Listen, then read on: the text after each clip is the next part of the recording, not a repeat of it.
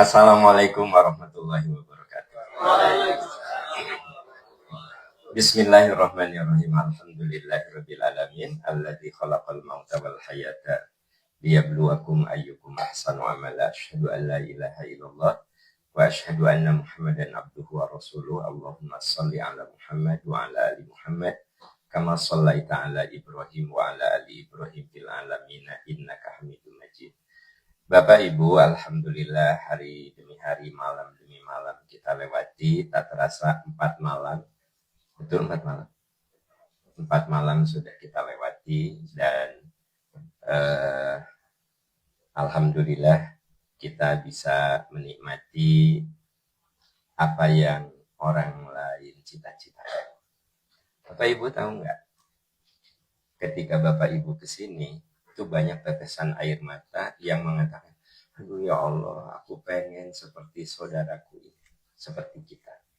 Nah, jadi sebenarnya banyak yang Anda petik beliau-beliau yang di Indonesia itu masih baru cita-cita. Ada juga yang sudah daftar, tapi masih 3 tahun lagi. Kalau Bapak Ibu mah real, nyata, udah menginjakan kaki di tanah suci, ibadah umroh sudah terlaksana. Nah, fabi ayyi ala'i rabbikuma tukadziban, nikmat mana yang akan kamu dustakan. Jadi karena itu jalani, nikmati seluruh rangkaian-rangkaian yang kita lewati di tanah suci ini. Selama di Mekah ini, saya tidak akan membahas dulu tentang masalah haji. Lebih ke mengelaborasi ibadah yang kita lakukan. Karena untuk manasik materi haji, itu akan fokus di transit. Di transit itu lebih intens lagi. Ngajinya 2 kali. Pagi, pembahasan, sore, ujian. Pagi pembahasan, sore ujian, atau dibalik, sore pembahasan, pagi ujian. Itu mah lihat situasi saja. Nah, gitu. Jadi kalau di sini memang ini tausiah saja. Kalau di sana beda metode, saudara. Nah, Ibu Bapak, kemarin kita membahas tentang doa Robbana atina fid dunya hasanah. Ya Allah, beri kami bahagia dunia. Ya. Makanya bahagia itu bagian yang harus menjadi salah satu goals kita itu bahagia. Nah, makanya di dalam tawaf doa yang paling sering diungkap, ya Allah beri kami bahagia dunia. Bahagia dunia itu ada 6 indikatornya. 1, lupa lagi juga nggak apa-apa. 1, syukur dan sabar. 2, keluarga yang berkah. 3, anak-anak yang berkah. Saya lebih suka nyebutnya berkah, karena berkah itu suatu proses. Ziyadatul khair fil khair, bertumbuh dalam kebaikan. Jadi saya lebih suka menyebut keluarga berkah. Artinya yang bertumbuh dalam kebaikan. Karena nggak ada keluarga yang langsung ideal, itu nggak ada. Terus bertumbuh, ya kan? Anak yang berkah, yaitu yang bertumbuh dalam kebaikan. Karena anak kita belum tentu langsung soleh, ibu bapak soleh ke kamari. Nah, soleh ke kamari, haji. Nah, jadi kita itu kudu mengakui ada proses. Maka saya suka lebih menyebut keluarga berkah, anak-anak yang berkah. Terus yang keempat apa? Teman-teman yang baik, yang soleh. Al-musahabatu tasriqut tabi'ah. Persahabatan itu seringkali mengubah tabiat kita.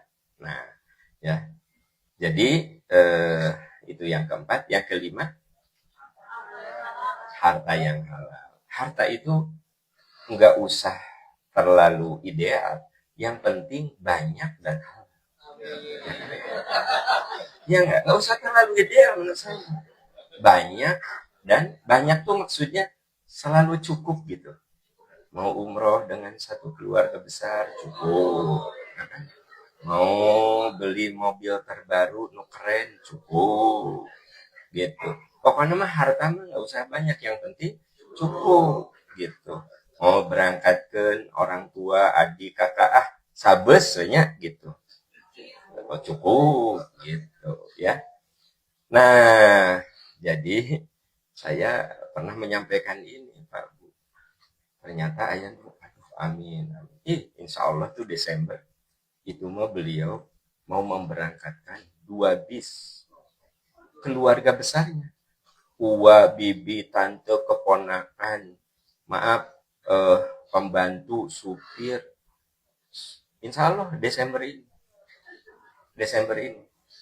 Bapak, kalau saya bilang misalnya memberangkatkan umroh keluarga, dah amin aja, amin. Amin, amin aja kudu dalam ya kan? Iya Bu, nanti Desember. Udah gitu apa? Nggak usah paketnya dibeda-bedakan, udah aja paket terbaik yang multazam. Ya yang multazam yang dengan Ustaz yang multazam. Tapi semua paket itu berkelas di percikan iman.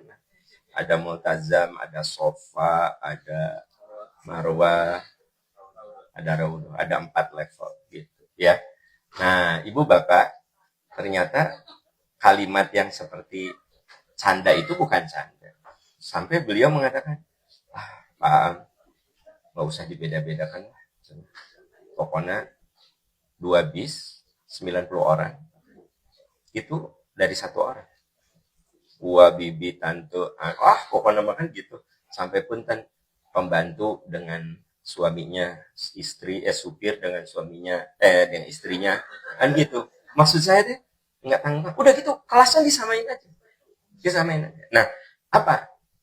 Bu, Pak, harta mah gitu. Yang penting cukup. Dan halal. Halal dan cukup. Nah, terus yang berikutnya, ilmu yang memberikan kemanfaatan, minimal kemanfaatan untuk diri gitu. Makanya ilmu itu levelnya beda-beda. Ada yang disebut hikmah. Robbi habli hukman, ya Allah beri saya hikmah. Hikmah itu pertama ilmu yang diaplikasikan, diamalkan. Itu sederhana sekali. Yang kita dengar amalkan, yang kita dengar amalkan. Itu ilmu level aplikatif. Yang kedua, al ilmu ilmu yang mendalam, itu kepakaran. Kalau di dunia akademik kan kepakarannya apa, profesor bidang apa, nah itu hikmah. Jadi hikmah itu ilmu yang diamalkan. Yang kedua, kepakaran, ya. Seperti dokter Rian, kepakarannya subnya lagi, itu namanya hikmah, gitu kan. Nah, terus yang ketiga, hikmah itu kemampuan kita untuk mengambil pelajaran dari sebuah peristiwa. Jadi kalau ada peristiwa apa, kita ambil pelajarannya. Kita tidak harus menderita seperti orang itu, tapi kita mengambil pelajaran, jangan sampai terjerembab seperti orang itu. Nah, itu namanya hikmah. Nah, yang kemarin itu belum dijelaskan kan? Nggak apa-apa, disisakan. Jadi, ilmu itu ada levelnya. Ilmu yang paling sederhana itu ilmu yang diterapkan. Ya, gitu. Terus ilmu yang mendalam, itu mah kepakaran. Nah, terus ada lagi kemampuan kita dalam kehidupan untuk mengambil pelajaran, itu namanya hikmah. Nah, yang terakhir apa Bu? Umur yang berkah. Umur yang berkah itu makin tua makin soleh, makin soleh. Ya, alhamdulillah. Saya lihat ibu bapak kan dulu nggak sesoleh sekarang. Maksudnya dulu kan nggak sesoleh sekarang kan. Ya berarti kan alhamdulillah ya benar deh. Makin tua makin soleh, makin soleh, makin soleh.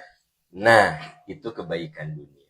Jadi jangan main-main ketika bilang, ya Allah, Robbana atina fid dunya hasanah. Itu minta akhirati hasanah. Dan juga di akhirat kebahagiaan. Nah, kebahagiaan di akhirat itu apa? Ibu bapak, akhirat itu dimulai dari mana? Kalau kita bicara akhirat dimulai dari mana? Nah, orang suka bilang akhirat itu dimulai dari kiamat. Bukan. Akhirat itu dimulai dari kematian. Jadi saudara-saudara kita yang sudah berpulang itu sudah ke akhirat. Ya. Makanya ini namanya dunia. Nanti kita ke akhirat. Akhirat itu maksudnya sesuatu yang abadi. Jadi yang namanya akhirat itu dimulai dari kematian. Nah, ya Allah beri kami kebahagiaan akhirat, artinya dimulai dari kematian kita. Yang suka disebut dengan husnul khotimah. Ibu bapak, orang meninggal itu ada dua. Ya. Bukan kata saya, ada di Quran. Saya kayak belum pernah ngobrol dengan anu maut. Jadi orang yang meninggal itu ada dua. Ada yang tersenyum, ada yang menangis. Ya. Ada yang tersenyum, ada yang menangis. Orang yang meninggal itu ruhnya maksudnya. Ya. Nah, orang yang tersenyum adalah orang yang innalladzina qalu rabbuna wa tsumma istaqamu tatanazzalu alaihimul malaika alla takhafu wa la tahzanu wa abshiru bil jannati allati kuntum tu'adun. Katanya kalau orang soleh itu meninggal, ruhnya disambut oleh malaikat. Kata malaikat itu, jangan takut, jangan sedih, surga menunggu. Maka bagi orang kayak begitu, ruhnya itu tersenyum. Bahkan mengatakan, kodimuni, cepat saya kuburkan. Kenapa ingin segera dikuburkan? Karena malaikat memberitahu, surga menunggu kamu. Gitu. Nah, semoga kita semua masuk ke kelompok ini. Ya. Karena cepat atau lambat kita juga bakal berpulang. Iya. Hanya masalah waktu saja. Bisa Bapak Ibu duluan, saya belakangan. Atau saya belakangan, Ibu Bapak duluan. Ya, masalah. Atau memang dengan kuasa Allah, saya duluan menyolatkan Ibu Bapak. Kita nggak tahu ya. Ya bisa Bapak Ibu duluan, saya belakangan Ibu Bapak duluan. Atau qadarullah, saya duluan yang menyolatkan Ibu Bapak. Nah, jadi kita tidak tahu. Tapi semua juga pelan-pelan bakal berpulang. Ada satu alumni haji reguler, ya, alumni haji reguler yang angkatan pertama banget. Itu yang tersisa cuma tinggal beberapa orang. Sudah pada berpulang, gitu kan. Gitu, yang reguler. Bahkan pembimbingnya Pak Ustadz Ali itu sudah berpulang. Pengurusnya semua berpulang, gitu. Dan yang paling unik, kalau di angkatan haji, yang paling duluan berpulang pengurus. Nah.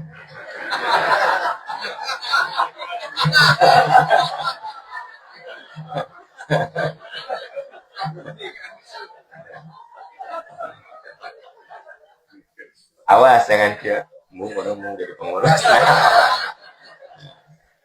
Jadi Bapak Ibu, saya ingin cerita di sini bahwa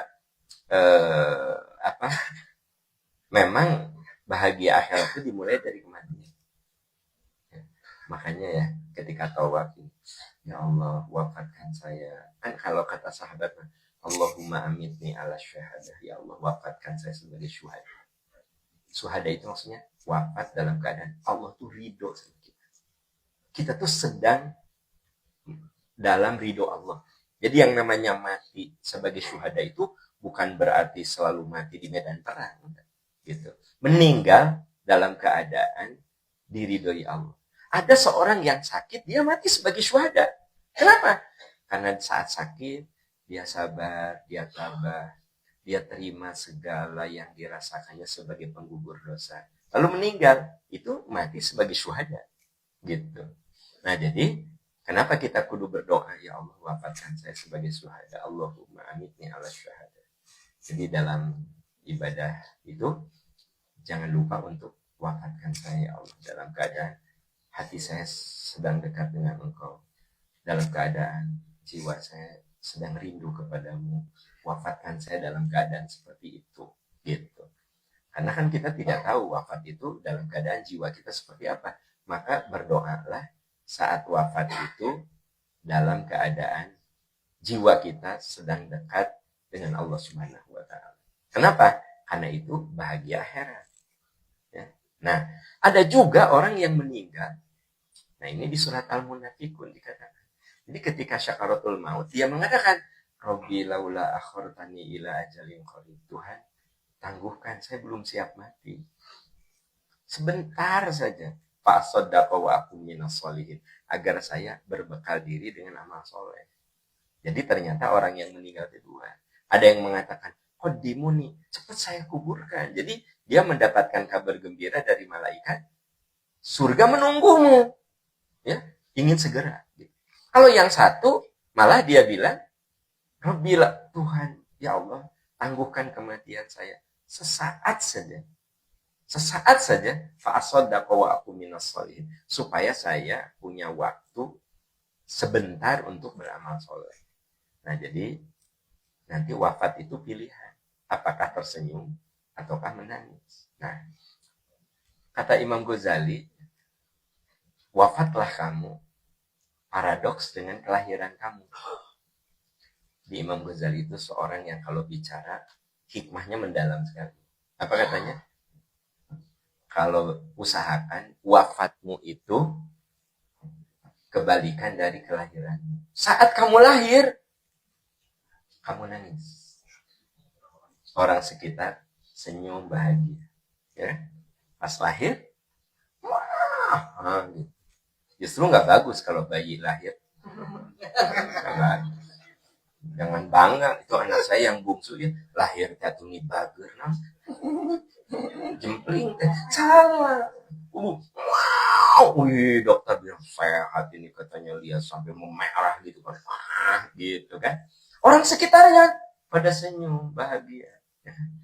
Ada di IG yang lucu, begitu lahir kata bidan, kata suster, mana bapaknya? Ini azan pak, si bapaknya lagi, Allahu Akbar, Allahu Akbar. Nah, illallah. Eta istrina bari keringetan. Itu mah takbiran. Itu mah takbiran. Oh, kagetnya kan. Allahu Akbar, asyhadu an la ilaha. Komat itu. Itu hebatnya ya istri itu Pak, lagi berdarah-darah keringetan, hari suami salam langsung takbiran itu mah. Komat itu mah. Akhirnya ini si kakeknya langsung mengambil alih, Allahu Akbar, Allahu Akbar. Itu adzan. Nah, jadi itu tuh sebenarnya ekspresi kebahagiaan. Jadi sebenarnya Bu, tidak ada dalil kalau bayi lahir itu kudu diadzankan. Tapi tidak ada masalah kalau itu sebagian dari kultur. Biar yang pertama kali didengar oleh bayi itu kalimat tauhid. Sebenarnya Albiah juga tenanawan. Lahir, labbaik Allah, labbaik Allah, syarif, boleh nggak? Boleh. Sejatinya boleh. Bisa nyobaan ke? Nah, ya apa-apa. Karena sebenarnya yang namanya mengadzan, hadis yang mengatakan bahwa Nabi mengadzankan Hasan dan Husain, itu hadis dhaif. Tapi kenapa? Tidak ada masalah. Jangan dianggap itu syariat. Lebih kepada satu metode pengajaran, pendidikan, bahwa yang pertama kali didengar itu kalimat tauhid. Ya kalimat tauhid kan adzan, qomat, takbiran, termasuk talbiyah. Nah Ibu Dasi Akin balik haji atuh, labbaik Allahumma labbaik. Ya nggak masalah sebenarnya ya. Tapi saya ingin cerita di sini bahwa orang anak lahir itu nangis. Orang sekitarnya bahagia, happy. Ya, boro-boro kakek, nenek, ayahnya, yang membantunya juga, Pak dokternya, dokter objinnya, dokter anaknya, susternya semua, selamat ya Bu, happy semua. Eta pas kita lagi. Kata Imam Ghazali, bayangkan kalau kamu mati, biar kamu yang tersenyum, mereka yang menangis. Jadi kalau kita meninggal, kita yang tersenyum. Istri kita nangis, ya, anak kita menangisi karena kebaikan kita, gitu. Di dalam hadis yang sahih, di dalam Riyadhus Shalihin itu, ada orang yang meninggal, lagi mau diusung gitu. Apa kata si istrinya? Ya Allah, suamiku tuh orang baik. Saya bersaksi selama saya berumah tangga dengan dia. Dia itu seorang suami yang amanah, seorang suami yang bertanggung jawab. Wah, Dia cerita tentang kebaikan suaminya. Kata anaknya, demi Allah, bapakku itu orang yang amanah, orang yang cerita. Jadi menceritakan si anaknya. Tetangganya mengatakan, Masya Allah, almarhum itu bertetangga dengan saya. Dia seorang tetangga yang luar biasa, menjaga kehormatan tetangga. Teman-teman bisnisnya, karena kan zaman dulu kebanyakan pedagang, apa katanya? Selama saya menjalin bisnis dengan dia, dia itu nggak pernah menipu, nggak pernah dusta, selalu menepati janji, selalu amanah. Tahu nggak Bu? Koleha teman bisnisnya membicarakan yang kebaikan, istrinya membicarakan kebaikan, anaknya membicarakan kebaikan, teman-temannya membicarakan kebaikan. Apa kata Nabi? Wajabat, wajabat, wajabat. 3 kali. Wajib, wajib, wajib. Sahabat bertanya, apa yang kau maksud ya Rasulullah wajib? Wajib surga menerima. Wajib surga menerima. Ini berkorelasi dengan doa Nabi Ibrahim. Apa kata Nabi Ibrahim? Waj'al li lisana sidqin fil akhirin. Ya Allah, kalau aku mati, jadikan aku bahan pembicaraan baik oleh generasi setelah aku. Jadi jangan dianggap sepele. Komentar teman dekat, komentar tetangga, komentar koleha tentang kita itu penting. Kata Nabi, wajabat, wajabat. Makanya Nabi Ibrahim mengatakan, waj'al li lisana sidqin fil akhirin. Ya Allah, jadikan saya bahan pembicaraan baik. Nah, Bapak Ibu, nggak mungkinlah kita jadi bahan pembicaraan baik kalau detik, menit yang kita lewati tidak diisi dengan kebaikan. Ya, tidak diisi dengan kebaikan. Nah, Ibu Bapak, makanya ketika Rasulullah ditinggal wafat oleh Bunda Khadijah, Rasul itu sedih banget, sedih. Sampai sahabat mengatakan, ya Rasulullah, kami belum pernah melihat engkau bersedih sesedih sekarang ini. Apa kata Nabi? Gimana aku gak sedih? 25 tahun aku rumah tangga dengan Khadijah. Tidak ada satu patah kata yang melukai hati saya. Tak ada satu perbuatan pun yang membuat saya kecewa. Sungguh Khadijah orang yang menginspirasi saya dan yang menjadi penguat untuk saya. Maka keluar keterangan yang mengatakan, istri mana saja yang wafat dan suaminya ridho, baginya surga. Jadi yang dimaksud istri mana saja yang meninggal dan suaminya ridho. Jadi selama rumah tangga itu rasanya sejuk gitu. Ridho bukan gini, alhamdulillah maaf. Awas ya, jangan salah tanggap Anda. Alhamdulillah maaf, alhamdulillah. Bukan gitu. Maksud ridho di sini maksudnya adalah selama berumah tangga tidak ada ucapan perilaku yang melukai kan gitu. Sampai kata Nabi, ya aku sadar betul dia itu orang yang sangat bermakna. Nah, ini dikuatkan ketika di Madinah. Nabi bertemu dengan seorang nenek-nenek. Hai, ibu. Nabi begitu akrab dan Nabi membuka sorbannya, menghamparkannya. Ibu, duduk di sini, duduk. Ibu bapak, kalau orang Arab pakai sorban itu ada 2 fungsi. Fungsi kesehatan, jelas. Menahan panas, menahan dingin, itu fungsi kesehatan. Ada lagi fungsi sosial, memuliakan. Jadi kalau Bapak punya teman orang Arab di sini, tiba-tiba dia buka sorbannya, dihampar, ijlis akhi, ijlis sini. Anda duduk di sini. Dia betul-betul memuliakan kita. Dan Nabi kebayang nggak? Sorban disimpan di kepalanya, si ibu itu suruh duduk. Sampai sahabat bertanya, ya Rasulullah, siapa dia? Sampai engkau mempersilahkan dia duduk di sorbanmu. Apa kata Nabi? Dia kan temannya Khadijah.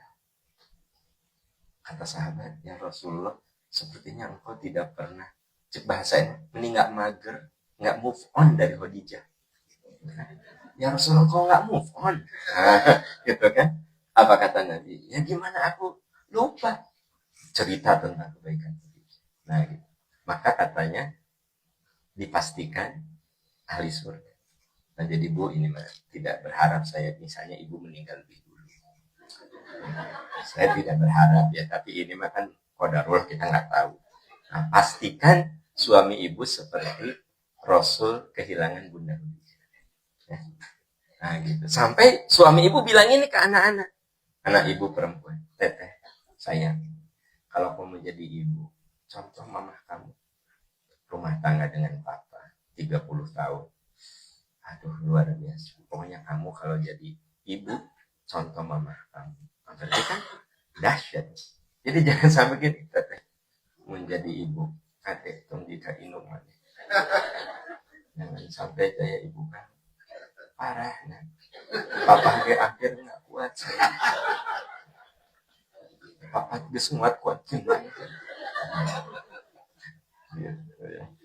Nah, jadi saya lagi cerita apa ya? Jadi lagi cerita bahwa bahagia akhirat itu memang dimulai dari kematian. Makanya kenapa kita kudu berdoa husnul khotimah, berdoa meninggalkan jejak yang bagus. Nah, doa jejak yang bagus ada di buku yang saya susun yang belum dibuka ibu masih diplastikan kan ya. Masih diplastikan kan. Tinggalin deh kak. Tinggalin. Nah, nanti kalau di transit mah sama saya diwajibkan Bapak Ibu bawa buku itu. Sehingga saya akan tunjukkan halaman ini baca di Arafah, halaman ini baca di Arafah, halaman ini baca di Arafah. Kan Bapak Ibu di Arafah menteri dikit kan ya. Bahkan Anda makin, ya Allah, yang ada di buku ini bagus semua. Kabulkan semua ya Allah. Baca tuh hari Anda. Masa buku dikiak-kiak di Arafah ya Allah. Isi buku ini kabulkan semua ya Allah. Isi buku ini. Gitu itu ada Anda baca. Jadi yang saya awasnya jangan kikiuan ya Allah. Saya sudah baca buku ini, kabulkan semua ini. Sungkan buku. Anda baca gitu kan.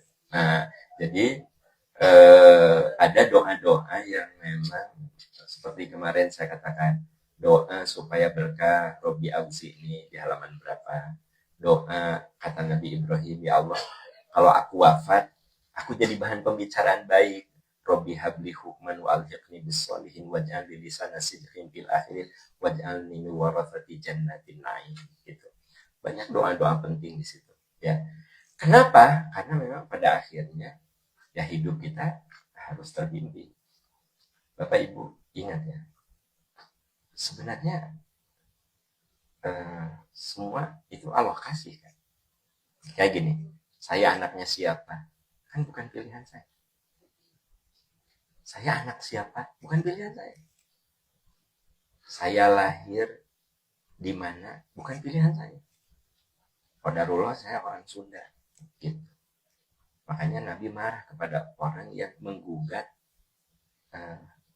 menggugat nasab atau menggugat ini. Dasar kamu Ethiopia. Nggak boleh. Karena dia jadi orang Ethiopia bukan pilihan. Awas, Bapak Ibu nggak boleh. Dasar Cina. Nggak boleh. Karena dia jadi orang Cina bukan pilihan. Nah, ayah di dia saya dengar ya. Arab dasar. Nggak boleh. Emang nggak kedengaran ku saya? Kedengaran. Tertawa dasar Arab. Padahal kedengaran ibu bapak. Awas ngomong tentang dasar Afrika aja. Ya, kenapa? Ya udah dah dia jadi orang Afrika bukan pilihannya. Dia jadi orang Arab bukan pilihannya. Orang Cina bukan pilihannya. Jadi orang Batak bukan pilihannya. Emang ku Allah ditakdirkan. Kamu lahir dari rahim seorang ibu orang Sunda. Bukan pilihan saya. Gitu. Nah, jadi dalam hidup ini banyak yang bukan pilihan. Nah, karena itu Allah ngasih kepada kita akal untuk memilih yang terbaik. Dengan akal kita belajar agama, diberi hidayah, petunjuk, sehingga kita bisa menjalani hidup secara lebih baik dengan pilihan-pilihan kita. Makanya dalam Islam itu manusia diberi kebebasan memilih. Bahkan la ikraha fiddin, tidak ada paksaan dalam agama. Ibu maaf punya pembantu non muslim, ibu nggak boleh bilang gini, bibi karena kerja di ibu, apalagi ibu kan balik haji ya, ibu balik haji dan percikan iman ya ibu haji, kamu kudu masuk Islam, nggak boleh. maksa pembantu ibu kudu masuk Islam, yang aku pembantu ibu Kristen, ya sudah biarkan. Bahkan, Bu, saya izin mau ke gereja, ibu kudu ngizin. Kecuali ibu boleh marah kalau ibu barangkali mau ikut. Nah, baru ada marah. Naon mana? Nah, karena dia ibu barangkali mau ikut, nah baru ada marah. Tapi kalau Bu, saya izin mau ke gereja, ya gitu.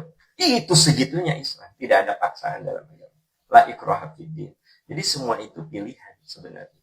Kita tuh berhak untuk memilih dan menentukan. Nah makanya untuk meninggal, gini-gini. Mati itu kuasa Allah. Tapi bagaimana kita mati, pilihan kita.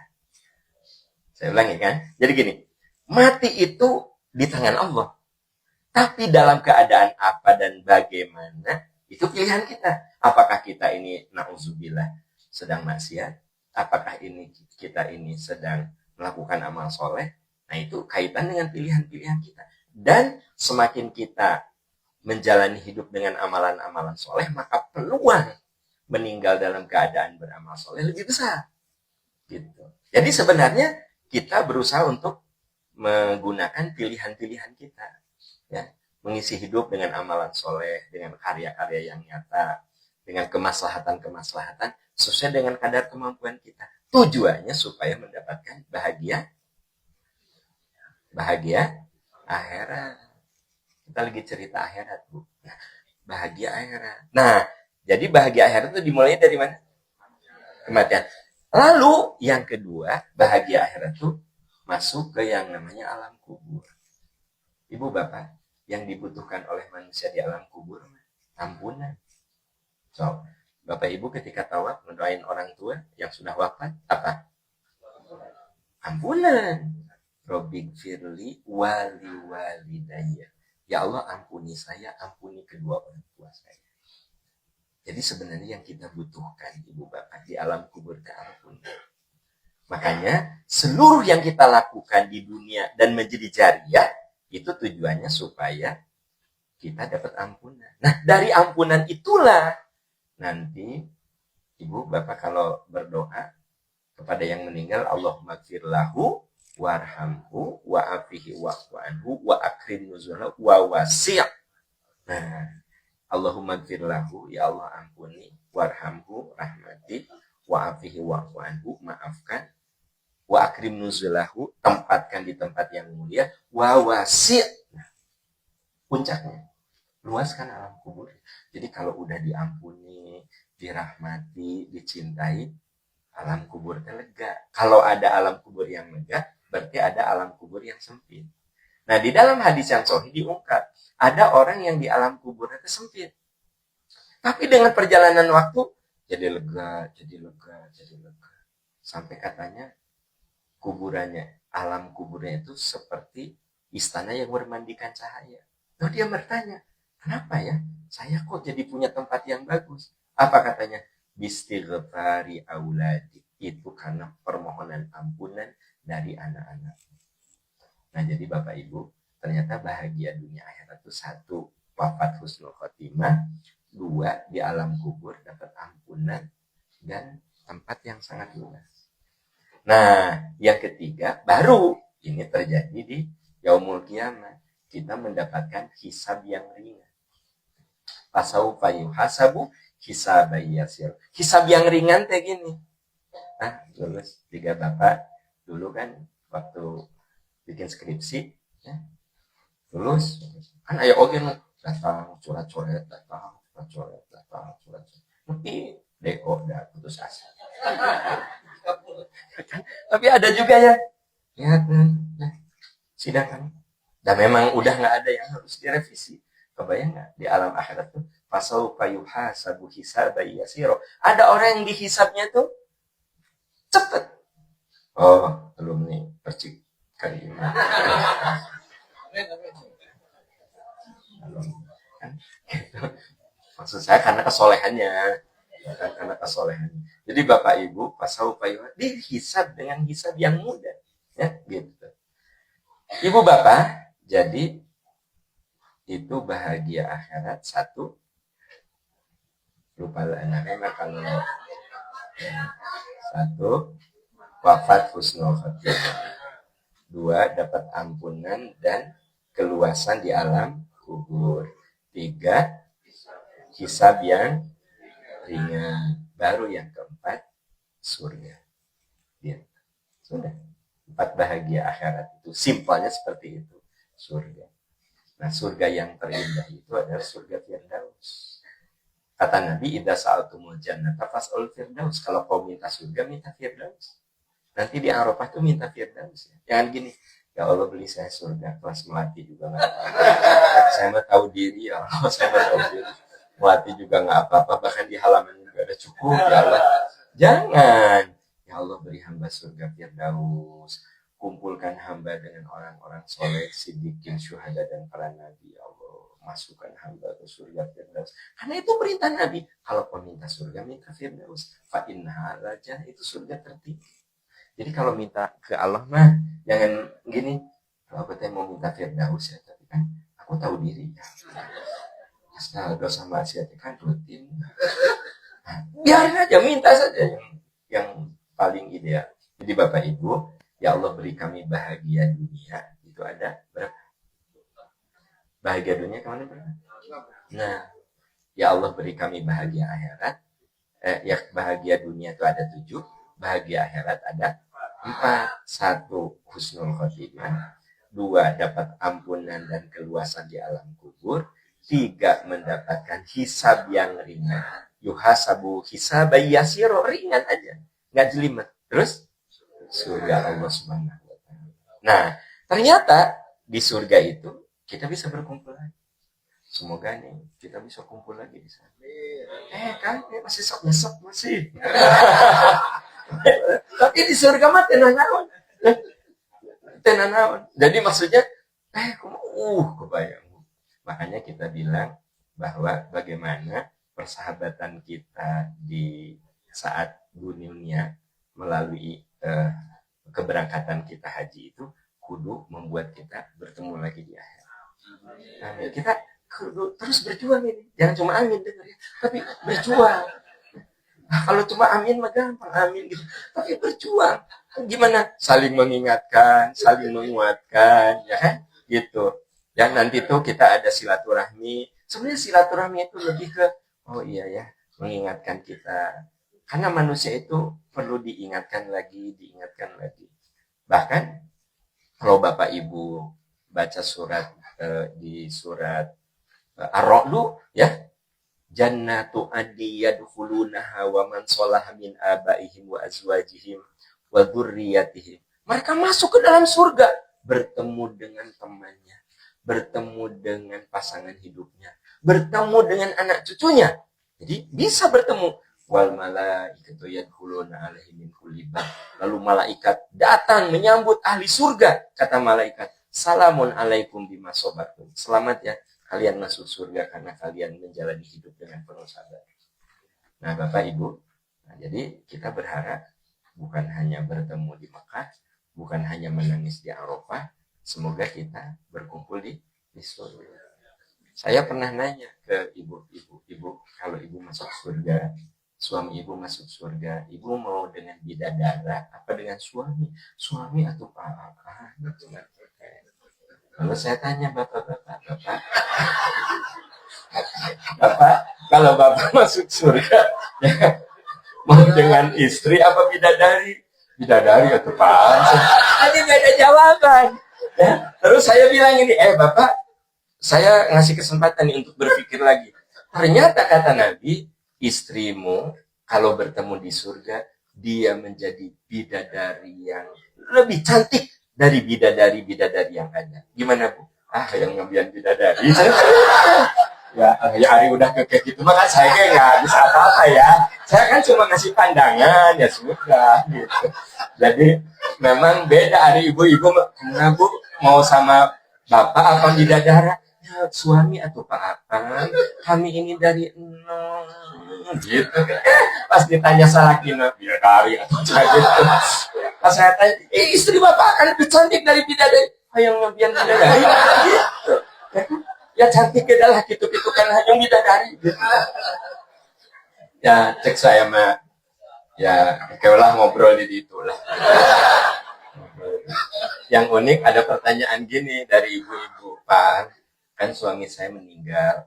Pak, suami saya teh soleh, kisahnya. Nah, saya nikah lagi. Ya, alhamdulillah suami saya teh soleh juga. Nah, itu. Ya, Pak, ya, kita berharap masuk surga. Mungkin di surga saya suami yang mana? Apakah dengan yang almarhum duluan? Saya yang mana? Maksudnya, Bu, kami ngobrolkan di situ lah. Ngobrol di dia balik tantang tuh. Nah, capek-capek orang terus diskusi gitu. Di surga. Mantap saya udah Bu lah ngobrolin di situ. Dia tadi, Pak, aku mah nanya serius. Aku jawab serius. Jadi disangkanya saya bilang, Bu, kami obrolkan di surga gitu. Dia bilang, aku tadi nanya serius. Saya tuh jawab serius. Disangkanya saya serius. Gitu. Ya sekarang kita berdebatnya, belum tentu dia gitu kan. Ya, Ibu Bapak, itulah. Jadi saya kemarin dan hari ini membahas Robbana atina fid dunya hasanah wa fil akhirati hasanah. Karena itu doa yang kata Ummu Salamah, Ummu Salamah pernah ditanya, doa apa yang paling sering dibaca oleh Nabi? Ya itu. Nabi Ummu Salamah, aku paling sering dengar Nabi itu baca Robbana atina fid dunya hasanah. Karena ternyata maknanya dalam banget itu. Kalau ibu baca doa itu saja, kasarnya nih udah kecakup semuanya gitu. Tapi jangan punya alasan, ibu karena buku doa no karena Pak yang limrok. Jadi awas jangan jadi alasan nggak bawa buku doa kan gitu.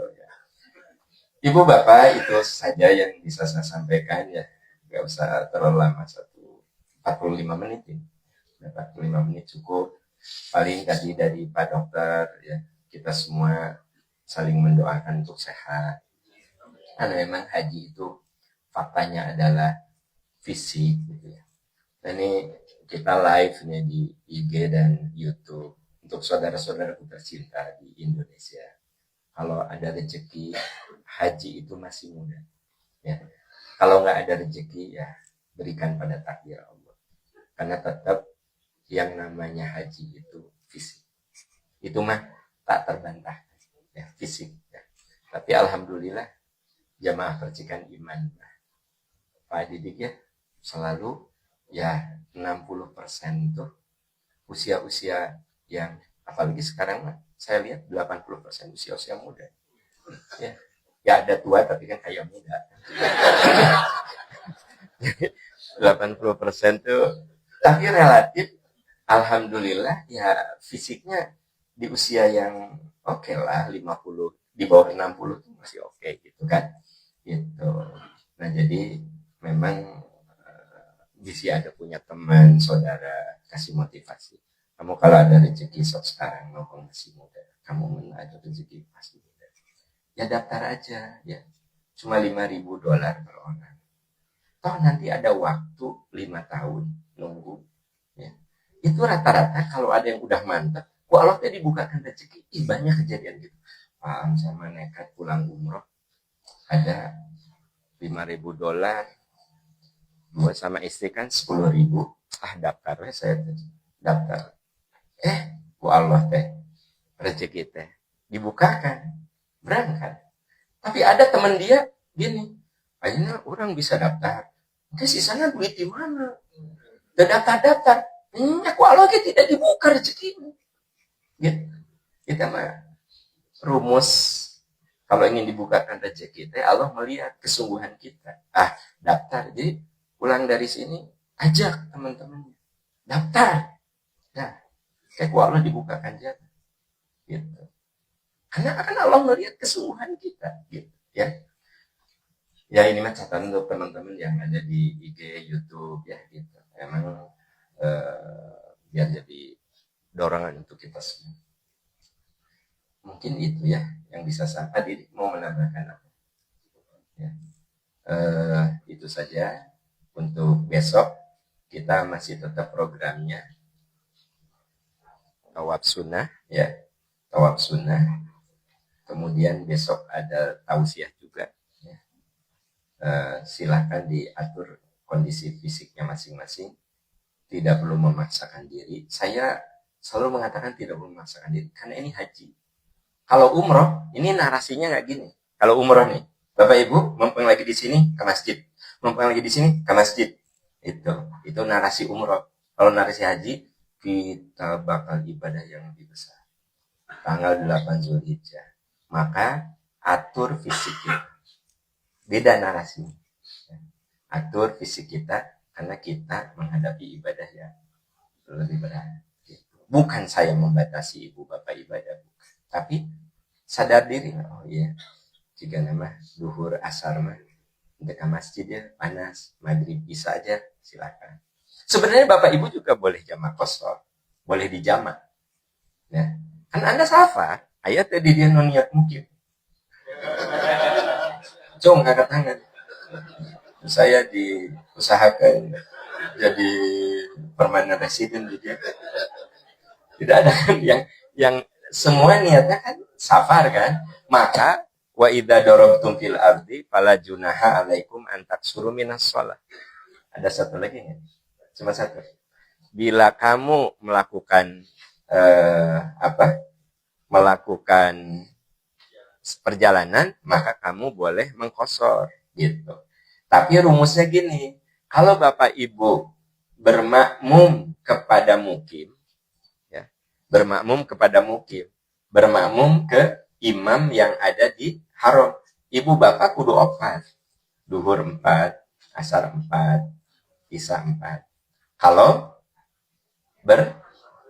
Tapi kalau Ibu misalnya tidak bermakmum, Ibu karena kondisi fisik enak, Ibu di kamar di hotel bisa 2 karena Ibu safar.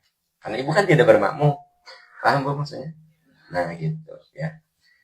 Nah, Bapak bisa sholat di P3. Ibu sholat di P2 di bawah ya. Yang sering jadi pertanyaan adalah emang kalau di musola hotel dapat 100.000, Anda teh kan jelemana hitungan pisah kan. Anda mah rajin kudu jelas ya angka. Untuk jelas angka mah jelas gitu ya.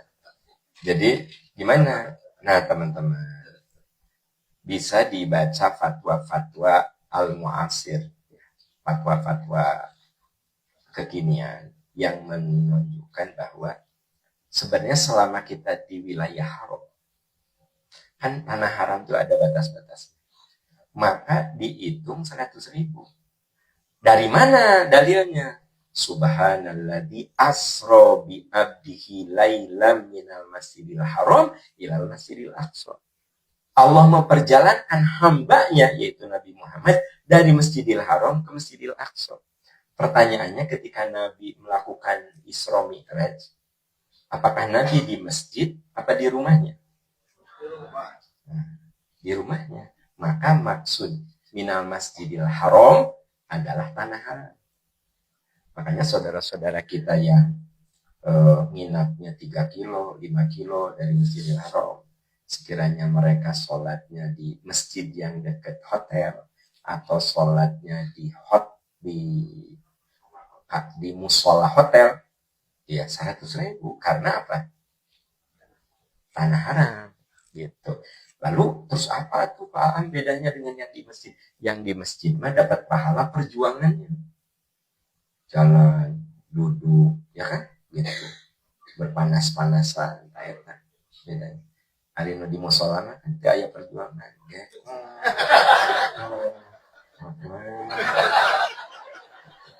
Jadi nggak ada challenge gitu, ya. Nggak ada perjuangan.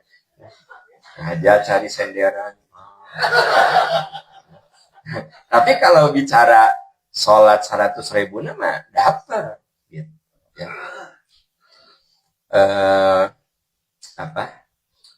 Oleh karena itu silahkan kalau mau ngambil yang afdol banget ke masjid kalau sehat fit. Kalau kira-kira ini di musola hotel juga sama 100.000. Kalau ibu sholatnya di kamar, ibu bisa kosor karena tidak bermakmum. Tapi kalau Bapak di musola bermakmum kudu normal. Berempat rakaat makmum. Nanti kalau mau jamaah begitu salam baru asarnya 2 rakaat. Paham maksud saya? Nah, misalnya saya sholat di Masjidil Haram ya. Duhur ya, patah. Begitu assalamualaikum salam itu jangan wirid dulu. Langsung komat. Misalnya ada bertiga, berdua atau sendirian. Komat, niatnya sholat asar. Udah gitu, jadi yang namanya jamaah itu tidak diselingi oleh apapun. Tidak diselingi dengan zikir, wirid, dan tidak diselingi dengan sholat mayit.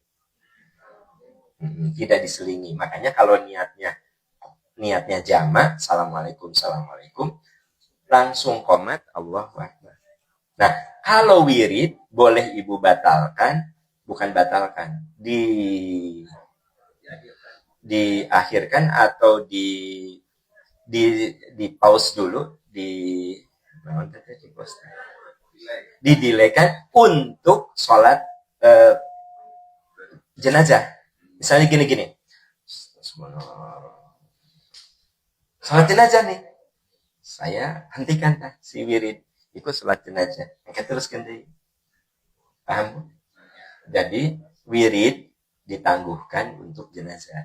Tapi kalau mau jamaah, Bapak Ibu, jangan ada wirid dulu. Assalamualaikum, langsung komat. Sehingga nanti bisa begini. Ke masjidnya 3 kali. Duhur, jamaah dengan asar. Pulang. Maghrib, jamaah dengan isya. Ingat, subuh nggak bisa dijamaah jeung lohor.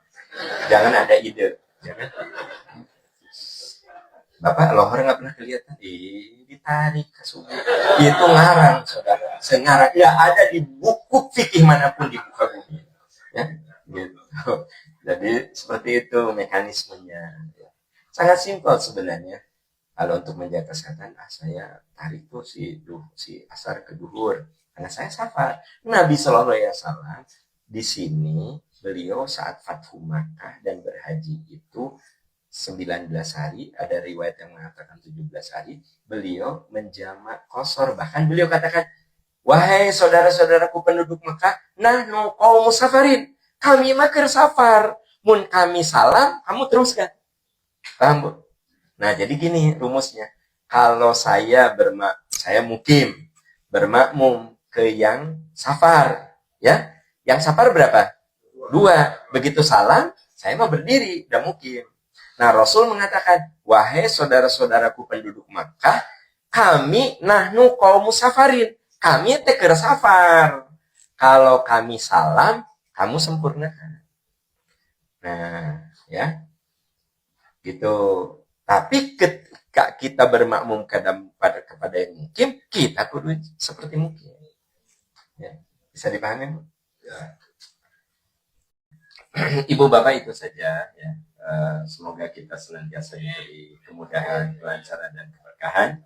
Subhanakallahumma wa bihamdika asyhadu an la ilaha illa anta astaghfiruka wa atubu ilaik. Walhamdulillahirabbil alamin.